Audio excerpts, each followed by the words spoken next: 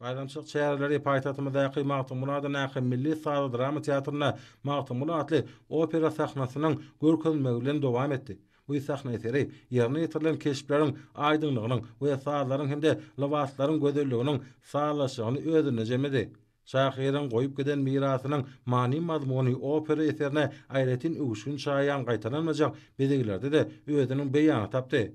Kahraman arkadamydan başlangıcı we iyili giderli tagallasy bilen binýat bolan täze şehirde geçirilýän medeni tepderiniň her bir günüň şany wakalara ýata gaja pursatlary beslenýändigini bellemek ýakynmydyr.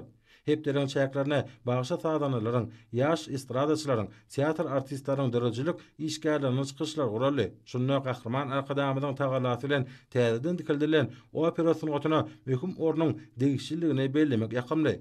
Magtymguly operasynyň şäklerine ýanglanan sazlar we aýdymlar türkmen artistlarynyň sylgy saatlarynyň kämillik derejesiniň belentliginiň nowatdaky beýany urly. Bu eserde günnegiň beýik akyllary Magtymguly pragynyň dörejiligi esasyna taýýarlanan görnüşler we janlandyrylan çykyşlar tomoşaçylarda ýatdan çykmajak täsirler galardy.